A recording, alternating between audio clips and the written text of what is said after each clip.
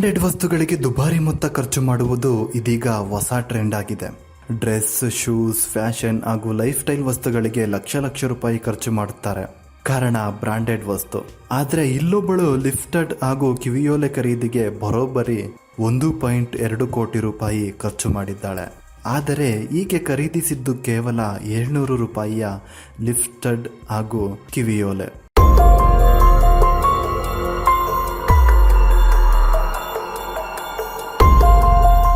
ಈ ಪುತ್ರಿಯ ನಡೆ ಕಂಡ ತಾಯಿ ಪ್ರಜ್ಞೆ ತಪ್ಪಿದ ಘಟನೆ ನಡೆದಿದೆ. ಚೀನಾದ ಶಾಂಘೈನ ವಾನ್ಲಿ ಪೊಲೀಸ್ ಠಾಣಾ ವ್ಯಾಪ್ತಿಯಲ್ಲಿ ಈ ಘಟನೆ ನಡೆದಿದ್ದು, ಪುತ್ರಿಗೆ ತುಟಿಗಳಿಗೆ ಹಾಕುವ ಸ್ಟಡ್ ಅಥವಾ ರಿಂಗ್ ಬೇಕಿತ್ತು.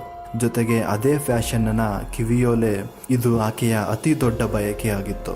ಒಂದು ರೀತಿಯಲ್ಲಿ ಯೋಯೋ ಸ್ಟೈಲ್ ಇದಾಗಿತ್ತು. ಇದಕ್ಕೆ ತಾಯಿ ಒಪ್ಪಿಲ್ಲ. ಆದರೂ ಸಹ ಇದಕ್ಕಾಗಿ ಪದೇ ಪದೇ ತಾಯಿ ಬಳಿ ದುಡ್ಡು ಕೇಳಿದ್ದಾಳೆ. ಇದೇ ವಿಚಾರಕ್ಕೆ ತಾಯಿ ಮಗಳ ನಡುವೆ ವೈಮನಸ್ಸು, ವಾಗ್ವಾದ ನಡೆಯುತ್ತಲೇ ಇತ್ತು. ಇತ್ತ ಲಿಫ್ಟೆಡ್ ಖರೀದಿ ಮಾಡಲೇಬೇಕೆಂಬ ಹಠಕ್ಕೆ ಬಿದ್ದ ಮಗಳು ತಾಯಿ ಜೋಪಾನವಾಗಿಟ್ಟಿದ್ದ ಆಭರಣಗಳನ್ನು ಕದ್ದಿದ್ದಾಳೆ. ನೆಕ್ಲೆಸ್, ಬ್ರಾಸ್ಲೆಟ್, ಚೈನ್ ಸೇರಿದಂತೆ ಹಲವು ಚಿನ್ನಾಭರಣಗಳನ್ನು ಮಗಳು ಕದ್ದಿದ್ದಾಳೆ. ಅಪ್ರಾಪ್ತ ಮಗಳಾಗಿರುವ ಕಾರಣ ಚಿನ್ನಾಭರಣಗಳನ್ನು ಎಲ್ಲಿ ಮಾರಾಟ ಮಾಡಬೇಕು ಅನ್ನೋದು ಆಕೆಗೆ ತಿಳಿಯದಾಗಿದೆ. ಇನ್ನು ತಾನು ಕದ್ದಿರುವುದು ಅಸಲಿ ಚಿನ್ನಾಭರಣ ಅನ್ನೋದು ಆಕೆಗೆ ಗೊತ್ತಿಲ್ಲ. ಇದು ರೋಲ್ಡ್ ಗೋಲ್ಡ್ ಎಂದು ತಿಳಿದು ರೀಸೈಕ್ಲಿಂಗ್ ಶಾಪ್ಗೆ ಮಾರಾಟ ಮಾಡಿದ್ದಾಳೆ. ತಾಯಿ ಚಿನ್ನಾಭರಣದ ಒಟ್ಟು ಮೌಲ್ಯ ಬರೋಬ್ಬರಿ 1.2 ಕೋಟಿ ರೂಪಾಯಿ. ಈಕೆ 700 ರೂಪಾಯಿ ಪಡೆದು ತನ್ನ ಬಯಕೆ ತೀರಿಸಿಕೊಂಡಿದ್ದಾಳೆ.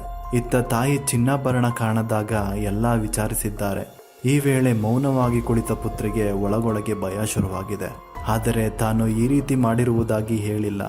ಇತ್ತ ತಾಯಿ ಪೊಲೀಸರಿಗೆ ದೂರು ನೀಡಿದ್ದಾಳೆ. ವಿಚಾರಣೆ ವೇಳೆ ಪುತ್ರಿ ನಡೆದ ಘಟನೆಯನ್ನ ಬಾಯ್ಬಿಟ್ಟಿದ್ದಾಳೆ.